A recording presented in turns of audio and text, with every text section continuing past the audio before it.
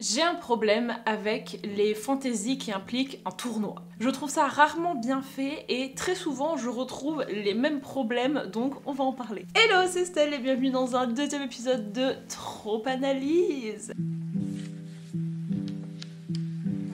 J'ai eu en fait un too much, un trop plein. J'en ai enchaîné 3-4 l'année dernière qui avaient toutes le même problème et je me suis dit ok, faut qu'on en parle en fait, parce que là j'ai l'impression que je relis le même livre en boucle. Donc c'est parti, débattons ensemble les amis du trope du tournoi et pourquoi à mes yeux il ne fonctionne pas dans les livres que j'ai lus récemment. Voilà. Le tournoi, c'est très gentil dit comme ça, mais qu'est-ce que ça veut dire, Estelle? Alors la plupart du temps nous sommes dans un contexte de fantasy ou de romantaisie ou de dystopie. On fout plein de gens dans une espèce de compétition et le but est qu'ils s'entretuent et à la fin il n'en restera qu'un et cette personne qui survit va ensuite acquérir soit un pouvoir, soit une place importante dans la société, soit un époux ou une épouse. On peut être dans un contexte d'arène où les gens sont enfermés quelque part, on peut être dans un contexte où ils reviennent plusieurs fois pour faire plusieurs épreuves, on peut être dans un contexte où il n'y a que des humains, dans un contexte où il y a plusieurs types de créatures et dans tous les cas il y a toujours des histoires d'injustice. Il y a toujours des histoires de corruption et il y a toujours des histoires que ce putain de tournoi est juste cruel, ça ne sert à rien. C'est quoi les points positifs de ce trope du coup? Pourquoi est-ce que ça plaît tant? Premièrement, l'enjeu de vie ou de mort. Il n'y a rien de mieux pour tenir en haleine un lecteur que de mettre en danger constamment son personnage principal. Tu peux pas t'arrêter de lire parce que tu ne sais pas si jamais il va survivre ou non. Il est dans des dilemmes horribles. Mais qu'est-ce que je fais? Est-ce que j'aide truc parce que je suis quand même une bonne personne et je ne veux pas soutenir ce truc cruel, ou est-ce que je pense à moi parce que quand même le but c'est de survivre et j'ai pas envie de crever? Ça pousse quand même le personnage principal à se poser des questions de morale qui sont très intéressantes. Deuxièmement, la romance là-dedans, il y a des possibilités infinies de romance. Est-ce que c'est avec un de tes coéquipiers adverses, ennemis, vous essayez de vous tuer et au final vous vous embrassez à la fin du truc? Est-ce que justement ça va être ton allié, ton acolyte? Est-ce que ça va être quelqu'un qui est hors du tournoi? On va voir qu'il y a beaucoup d'externes au tournoi qui viennent foutre la merde. Donc on peut vraiment s'amuser avec la romance et encore une fois, comme il y a un des personnages qui est en train de risquer sa vie, et ben les sentiments ils montent très très vite. Et troisième truc qui pour moi est quand même assez important, c'est qu'on peut faire une critique très forte de la société. Il y a pas mal de moyens de dénoncer plein de choses, de faire des allégories avec plein de choses. Mais les points négatifs, qu'est-ce que ça peut être? Oubliez pourquoi est-ce qu'on fait ce tournoi. Des fois on aime le tournoi, on se dit ah mais c'est trop cool un petit tournoi. Sauf quoi il faut que ce soit crédible, c'est quand même pas anodin, des gens crèvent, peut-être que ça se fait tous les ans, tous les 100 ans, je ne sais pas. Donc il faut que la raison pour laquelle ce tournoi se passe soit crédible. Et on va voir que des fois en fait ça n'a juste aucun sens. Deuxièmement, des fois on va tomber dans des épreuves mais tirées par les cheveux, des trucs où tu comprends absolument pas ce qui se passe. Surtout le troisième point négatif, c'est il faut absolument rendre aussi ça crédible que notre personnage principal gagne ou survive. Parce que le problème de ce trope, c'est que dès le début, t'es un petit peu spoilé. Tu sais que notre personnage principal va gagner. On sait exactement ce qui va se passer, mais on aime quand même le lire pour les frissons que ça va nous procurer. Mais quand même, c'est pas parce que on sait exactement qu'elle va survivre ou elle va gagner qu'il faut pas non plus créer des obstacles en plein milieu, qu'il faut pas non plus faire stresser le lecteur. Parfois, il y a un manque total d'enjeu et la meuf gagne tout le temps, la meuf n'est jamais stressée, la meuf est trop forte. Donc il faut arriver quand même à entretenir un certain suspense sur est-ce que vraiment elle va gagner, tu vois. Notamment, un truc dévié de ça, on nous fout tout le temps la meuf qui a le moins de chances de gagner. Celle peut-être qui s'est le moins entraînée ou qui est la plus pauvre ou je ne sais quoi. Donc une personne qui vraiment, sur le papier, elle va mourir direct, tu vois. Et par l'opération du Saint-Esprit, elle fait que de gagner, elle est plus intelligente que tout le monde parce que oui, je suis peut-être pas la mieux entraînée, mais je suis extrêmement maligne et elle s'en sort à chaque fois. Et ça, encore une fois, c'est pas crédible. Un des énormes précurseurs de ce trope, je ne vous le présente plus, je pense que tout le monde le connaît, c'est évidemment Hunger Games de Suzanne Collins. Je pense que c'est la première qui a fait ça, peut-être pas, hein, parce que je m'y connais pas non plus à 100%. Elle a vraiment instauré le principe de tournoi dans une arène, c'est-à-dire un espace clos, avec des gens qui viennent d'un background plus ou moins différent, qui se battent à la mort. Dans le cas de Hunger Games, il n'y a pas d'épreuve très concrète, c'est juste ils sont enfermés et ils doivent tous s'entretuer. Ils sont là pour amuser la galerie, pour que les riches se régalent. Quels sont les points importants qu'il faut retenir de Hunger Games? Un espace clos. Le principe des mentors, ça on va le retrouver plus ou moins, c'est-à-dire que y a quelqu'un qui va plus ou moins te coacher. Et le principe de faire des équipes. On sait tous que Peeta et Katniss, ils se sont plus ou moins alliés, et ils se sont tellement alliés qu'ils ont gagné ensemble, oh yes! Et on retient aussi de Hunger Games que notre personnage principal n'était pas du tout la préférée à gagner, qu'elle vient du quartier le plus pauvre, et sa force, elle provient de sa rage de vivre et des conditions dans lesquelles elle a grandi. Dans un tout autre contexte, je vais vous parler d'un deuxième précurseur qui en soi n'a jamais vraiment eu d'acolyte. Personne n'a refait un peu ce même type de livre, mais il y a une idée là-dedans qui a été reprise par pas mal de tournois. C'est la sélection, mesdames et messieurs, oui, je ramène la sélection sur le tapis. En gros, ce livre, il est sorti, je veux dire de la merde, en 2010, je suis même pas sûre, en 2012 peut-être. The Bachelor, c'est la flamme. 12 meufs qui, pareil, viennent de 12 contrées différentes, un petit peu comme Hunger Games d'ailleurs, avec les plus riches et les plus pauvres, et elles doivent faire des dates avec le prince pour que le prince, à la fin, choisisse qui va devenir sa femme. Ça, c'est très important, puisque le principe de compétition pour trouver mon mari ou ma femme va être plus ou moins dérivé. Encore une fois, la meuf provient de la contrée la plus pauvre, pas du tout la préférée à choisir, et qu'elle n'en a rien à foutre, elle ne vient absolument pas là pour conquérir le cœur du roi, et que justement grâce à ça, elle est extrêmement intéressante parce que elle est pas superficielle. Donc on retient ça. Et enfin, je vais mentionner très rapidement Throne of Glass parce que il y a quand même eu ce truc où dans le tome 1, que j'avais oublié d'ailleurs, il y a un tournoi pour devenir l'assassin du roi, et ça on retient aussi parce que c'est le dernier petit point qui nous reste. Il y a peut-être quelqu'un qui l'a fait avant Throne of Glass, mais je vous avoue que de mon expérience à moi, c'est celui que j'ai lu en premier. Ok les amis, donc ça c'est pour nos précurseurs. Maintenant nous allons mélanger un énorme chaudron avec tous ces tropes et nous allons ressortir des livres qui mélangent tout ça, qui s'inspirent de tout ça, qui copient un petit peu tout ça. On va faire ça de manière plus ou moins chronologique, et je vous ai ramené les gars un livre qui date de 2017, The Savior's Champion de Jenna Moretti. Jenna, elle avait fait pas mal de vidéos sur YouTube de conseils d'écriture et elle avait sorti ce livre en auto-édition qui était un tournoi gladiateur pour remporter la main de la reine. Donc on est dans un mélange parfait entre Hunger Games et la sélection. Notre petit Tobias, il va se lancer dans ce combat à mort avec 19 autres hommes. Le but est qu'ils se battent tous ensemble et que celui qui gagne est considéré comme étant assez méritant pour devenir le roi. Celui-là en soi, il fonctionnait plutôt pas mal. On avait un côté très angoissant avec histoire de gladiateur, je trouvais que c'était assez bien fait. Tobias, il rentre dans la catégorie du mec qui n'en a rien à foutre, il ne veut absolument pas se marier, il fait ça parce que il a pas de thune, sa sœur elle est malade et il espère qu'en devenant roi, il pourra en fait accéder à pas mal de ressources. Ce qu'on va voir apparaître dans ce livre-là, l'intervention d'une personne extérieure. En gros, on a un personnage principal féminin qui vient le soir pour soigner les différents gladiateurs parce qu'elle a un peu pitié, en mode putain les pauvres ils se battent à la mort, et elle va s'attacher à Tobias et elle va le soigner. Et il y a une espèce de romance qui va s'hisser entre tous les deux, et cette meuf c'est littéralement la reine qui se déguise pour aller voir les gladiateurs. En termes de tournoi, ce livre était bien, il y avait de l'enjeu, c'était stressant, et Tobias il avait la rage de vivre parce qu'il se bat pas vraiment pour lui ni pour la reine, il se bat pour sa petite sœur, donc c'est vrai qu'on peut dire que c'est le pouvoir de l'amour qui fait qu'il s'en sort. On va faire un gros saut dans le temps les amis, et on va parler de The Serpent and the Wings of Night de Carissa Broadbent. Il a pas mal explosé, il a été extrêmement acclamé, les gens l'ont adoré, et je dois avouer que ouais, c'était une bonne lecture. Je lui ai mis 3,75, donc c'était pas si mal, mais celui-là a signé le début des problèmes. Il y a plein de vampires et plusieurs clans de vampires, et il y a la déesse des vampires, et tous les 100 ans, 1000 ans, un petit peu quand elle a envie, elle organise un tournoi pour obtenir sa faveur. Les vampires les plus forts du monde entier viennent pour participer à ce tournoi. Il y a plusieurs épreuves pour le coup, et à la fin, la personne qui gagne a le droit de demander un vœu. Ça peut être tout et n'importe quoi, et notamment, on peut transformer quelqu'un en vampire. Et ça a rejoint notre petite Oraya puisque c'est une humaine. Mais elle a été élevée par la famille royale vampire, donc depuis qu'elle est toute petite, son père il a un petit peu entraîné parce qu'il est en mode « Tu es peut-être une humaine ma fille, mais tu ne seras pas faible ». Elle a appris à se battre, elle a appris un petit peu à se défendre, donc c'est une meuf un peu badass. Mais elle est humaine. Son père lui dit « Mais ma fille c'est génial, tu fais le tournoi, tu gagnes, comme ça tu deviens vampire, et en gros il y a une histoire que tu peux récupérer un maximum de pouvoir pour moi ». Ils ne sont pas dans un endroit clos. Et ça les gars, ça va poser énormément de soucis. En gros, ils sont tous dans une espèce de baraque, sauf que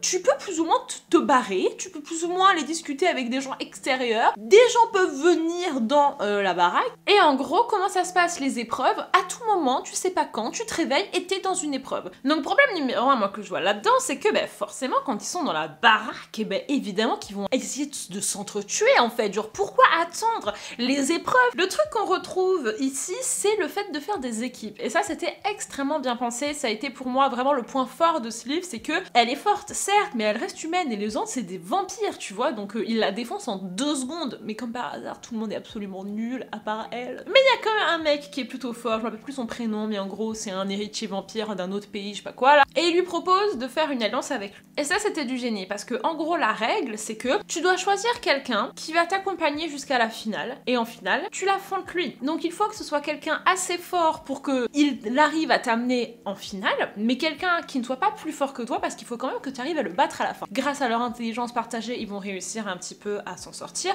et à la fin, bien évidemment, il faut qu'ils se battent l'un contre l'autre, et oh mon dieu, mais non, mais je t'aime. Ça aurait pu compenser le fait que notre meuf était un peu nulle, et que justement, quand c'est des vampires, elle est certaine de mourir, mais non, même pas, parce que l'autrice a vraiment insisté sur le fait que Oraya est super intelligente. Oraya a tout le temps la bonne idée. Ça a été dit qu'il y a des vampires qui s'entraînent depuis leur naissance. Et des vampires, c'est l'immortel. Et le tournoi, il est peut-être tous les 100 ans, tu vois. Je suis désolée, mais je ne veux pas accepter que une humaine qui sait juste se battre est plus intelligente que tous les vampires qui s'entraînent depuis des centaines d'années. Ce livre, quand même, avait des bonnes qualités, c'était sympathique, la romance était plutôt chouette. En termes de tournoi, on avait quelques points négatifs, mais il y avait quand même aussi pas mal de positifs. Voilà. Ok les amis, on arrive à celui qui était incroyable, à celui qui m'a réconcilié de ouf avec ce trope. Vraiment ce livre pour moi c'est un excellent exemple de tournoi qui fonctionne. Trial of the Sun Queen de Nisha J. Tully. Alors sachez que le tome 2 est absolument détestable. Ce livre là reprend plein de tropes dont je vous ai parlé, mais c'est pas du copie. Je prends tous ces petits trucs là parce que c'est vachement chouette et je les fais à ma sauce. On est dans un tournoi pour devenir la reine, donc pour se marier avec Monsieur le Prince, sauf que c'est un tournoi à mort avec plusieurs épreuves, avec des meufs provenant de plein de contrées différentes. Donc on a encore une fois un petit mélange entre Hunger Games et la sélection. Dans celui-là, notre meuf, elle est sortie d'une prison. Donc vraiment la meuf vient du truc le moins privilégié possible. Elle est très mal nourrie, elle est très faible. Donc encore une fois, on retrouve ce cliché de cette meuf n'est pas du tout censée y arriver parce qu'elle vient du pire endroit possible, elle n'a jamais pu s'entraîner, tandis que les autres meufs ont passé leur vie à s'entraîner. Et le fait est que elle n'a pas gagné. C'est pas incroyable! Mais oui! Putain! Il a fallu des années pour que une meuf ne gagne pas! Non, ce qui se passe, c'est qu'elle arrive dans notre tournoi et elle veut absolument pas se marier avec le mec, elle en a rien à foutre, elle est en mode mais moi, les gars, faut que je sauve ma famille en fait. Et du coup, ça me donne un petit peu un côté rebelle et mystérieux qui va bel et bien attirer l'attention du roi et je vais avoir un petit pass VIP, mais c'était bien fait, tu vois, ça paraissait logique parce que le roi, il avait sa petite préférée dans les compétitrices, du coup, il va un petit peu trafiquer le tournoi et tant mieux parce que sinon la meuf elle aurait pas survécu dès la première épreuve et c'est là où moi je veux bien que vous trafiquiez des trucs, que vous fassiez de la triche, mais oui faites de la triche si ça peut expliquer qu'une meuf qui est nulle gagne, là oui, mais que la meuf nulle d'un coup se dise oh là là mais oui j'ai trouvé la meilleure idée du siècle et comme par hasard personne l'a trouvée cette idée, là non. Les épreuves sont un peu débiles hein, dans ce livre je vous avoue que c'est pas forcément son point fort mais c'est surtout comment elle gère le truc. Une épreuve où on pose des questions sur la vie du roi et que en fait t'es censé connaître la vie du roi par cœur. Si jamais tu te trompes, on te descend et en fait après tu finis sous l'eau et tu coules. Elle passe la nuit à lire toutes les biographies du roi parce qu'elle est en mode putain mais il faut absolument que genre je sache tout. Et ça c'était bien parce qu'on insiste sur le fait que la meuf est à la ramasse. Et au final elle arrive, on lui pose une question qui est un peu simple, elle se trompe là, et à un moment donné carrément genre elle tombe dans l'eau et donc elle perd. En gros à chaque fois la meuf perd plus ou moins le tournoi, mais c'est pas non plus la dernière, ce qui fait qu'elle ne meurt pas, mais elle ne gagne vraiment jamais, et elle s'en sort grâce à de la triche. Il y a une fille avec qui elle va bien s'entendre qui va l'aider, donc franchement celui-là je vous le recommande parce que en termes de tournoi c'est le meilleur que j'ai lu, le plus crédible, le plus bien pensé, et surtout la fin va vous surprendre parce que comme je vous ai dit la meuf gagne pas vraiment. J'ai énormément aimé en fait sa voix interne parce qu'elle savait qu'elle était nulle et elle n'a jamais essayé de nous dire oh là là mais moi c'est mon intelligence, c'est ma force de vivre qui fait que je m'en sors, genre non. La meuf était toujours en mode alors là je vais die, là je vais pas m'en sortir, il faut que je triche. On arrive au pire tournoi je pense, et je pense que vous savez d'avance de qui on va parler. Powerless de Lauren Roberts. En fait y a rien qui va. En fait ce livre s'est permis de faire une espèce de Hunger Games. On est dans une société où les gens ont des pouvoirs et ceux qui n'ont pas de pouvoir sont rejetés, sont tués ou alors ils sont confinés dans un tout petit espace. Notre personnage principal elle a un nom super bizarre, Raspin, Paydin. Elle n'a pas de pouvoir, mais un jour elle va se retrouver à sauver le prince d'un combat de rue. Le pouvoir du prince est de sentir les pouvoirs des gens, et il capte que cette meuf n'a pas de pouvoir. Sauf que elle veut dire, mais si j'ai un pouvoir, et mon pouvoir c'est que je suis médium. Il y a une compétition dans ce royaume, tous les ans je crois, ou je sais plus, comme tous les 5 ans, histoire d'amuser la galerie, ils font s'affronter des gens qui ont des pouvoirs. Et là il y a un problème, parce que t'es en train de me dire, oui, les gens qui ont des pouvoirs, ils sont catégorisés comme supérieurs à la société, genre c'est les humains qu'on déteste, on leur crache dessus et tout, et tu nous fous un tournoi à la mort avec les gens avec des pouvoirs. Genre ça aurait été 1000 fois plus intelligent que ce soit entre humains, en mode oui on amuse la galerie, et bah haha on se marre devant ces pauvres humains qui n'ont pas de pouvoir. Qui d'autre va participer à part Paydin qui n'a pas de pouvoir? Évidemment personne s'en rend compte, PTDR. Le prince participe à ce tournoi comme s'il n'avait rien d'autre à foutre. En plus ce mec a un métier à plein temps, il est tortureur et executioner, notamment les humains qui s'aventurent en territoire avec des gens des pouvoirs. Donc le mec prend des petites vacances de 2 mois là et il part faire ce tournoi. Ça n'a aucun sens. Tu ne fous pas un prince dans un truc qui a tellement de risques de mort. Et là accrochez-vous parce que premièrement l'espace n'est pas clos. Alors ça je vais insister dessus parce que c'est la source de tous les problèmes. Ils vont à des épreuves, ils rentrent chez eux le soir et ils font leur vie. Et il y a 2 semaines parfois entre chaque épreuve. Ils ont le temps de faire les courses, ça casse énormément le rythme. Tu ne sais pas ce que tu fais. Est-ce que t'es dans un tournoi ou est-ce que t'es en train d'aller au marché faire je ne sais quoi, tu vois? Enfin, ça colle pas du tout. Et ça prouve que l'autrice, elle a voulu foutu plein d'intrigues dans le livre. Et ça marche pas. Il faut faire un truc à fond, les gars. Et encore une fois, le problème avec ça, c'est que, eh ben, si tu peux voir les gens dans un autre contexte pendant le tournoi, eh ben, tu les tues, en fait. Parce qu'au moins, ça t'assure que à l'épreuve suivante, tu auras une personne en moins. Deuxièmement, on en parle que, littéralement, on a un copier-coller de la scène de Hunger Games. Le premier réflexe de la meuf, c'est de se cacher dans un arbre et de rester coincé dans son arbre pendant 2 jours. Cette scène existe dans Powerless, les gars. On arrive avec une autre déception, les gars, c'est Bloodguard de Cecily Robinson. Celui-là, il a été traduit il y a pas longtemps. Le problème de Bloodguard, c'est qu'il a voulu être The Savior's Champion. Encore une fois, on est dans un truc de gladiateur, sauf que là, tu te bats pour devenir le premier soldat du roi, le Bloodguard. Donc en gros, c'est toi qui assures la protection rapprochée de la famille royale. Notre petit monsieur, encore une fois, il participe parce qu'il veut récupérer de l'argent pour sa famille, parce qu'il est très très pauvre. Il est entouré de plein d'hommes et ça se passe dans une arène. Il y a des histoires de magie, te foutre des créatures, de l'eau en plein milieu et il faut que tu t'en sortes. Le truc qui a bof marché avec ce livre, c'est que, encore une fois, on a l'intervention d'une personne extérieure qui est la princesse, oui, qui est en même temps une healer, donc qui va le soigner. De base, t'es censé dormir dans un espèce de hangar entre chaque épreuve. Oui, merci, espace clos. Mais là, la meuf, elle lui dit, alors non, parce que lui, il a le droit d'aller dormir chez moi. Et du coup, le mec part de cette espèce de dortoir et se tape ses meilleures soirées au château, en fait. Et du coup, ça casse encore une fois le rythme, parce que nous, on est en mode, putain, les épreuves,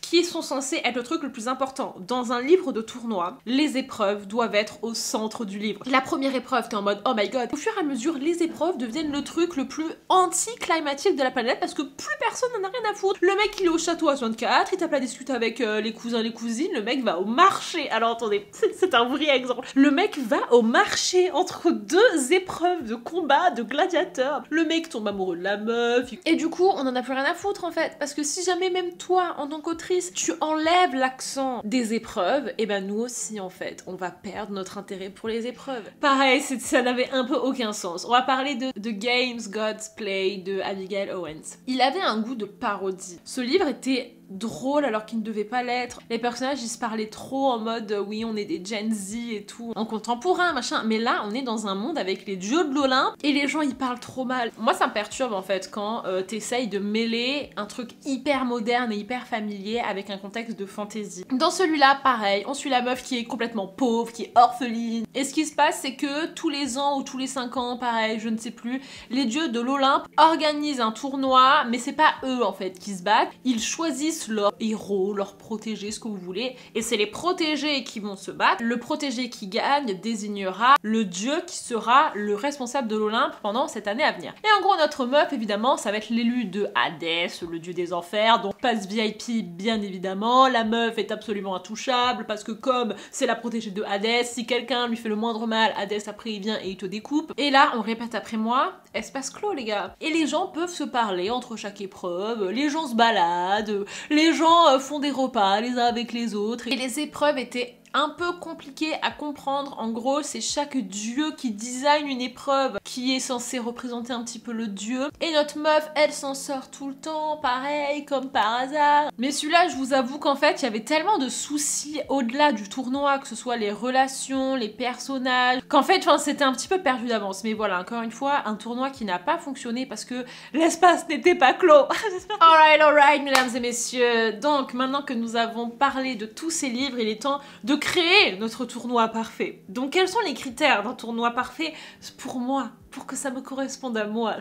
Un espace clos. Wouhou. Parce que sinon, ça ouvre la porte à des tas de trucs. Si des gens extérieurs peuvent venir te voir, mais en fait, c'est mort parce qu'ils peuvent te donner des indices, ils peuvent t'aider sur faire plein de trucs et tout. Et ça crée des situations où tu te dis, mais si toi, quelqu'un est venu t'aider, pourquoi est-ce que ton collègue, personne n'est venu l'aider? Donc, interdiction de se balader, en fait, entre chaque épreuve parce que ça enlève énormément d'impact et de pression, quoi. Que la meuf perde, ou alors que la meuf galère, ou alors que la meuf s'en sort, mais c'est toujours parce qu'elle triche, ou qu'elle réussit un petit peu à trafiquer la situation. Moi, je veux pas que la meuf, elle ait l'éclair de génie. Et je veux surtout que les autres gens soient aussi forts, parce que s'il y a que elle qui est forte, et ben c'est nul. Donc il faut qu'il y ait de la vraie compétition avec les autres compétiteurs. Et il faut pas que ce soit évident d'avance que la meuf va gagner. Et si t'insistes pendant 75 ans que la meuf, elle est pauvre, elle s'est jamais battue de sa vie et qu'elle a aucune chance de gagner, et ben moi, je veux que ça transparaisse ensuite dans les épreuves. Et enfin, j'aimerais bien des épreuves où tu comprennes ce qui se passe en fait, parce que la plupart du temps, ils nous font des trucs à la Koh-Lanta.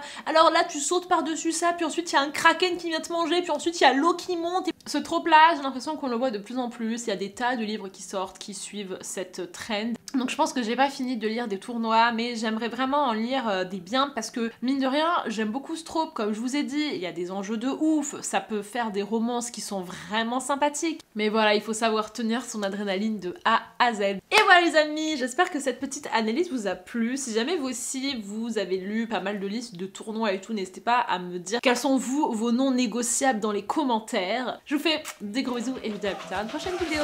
Bye bye.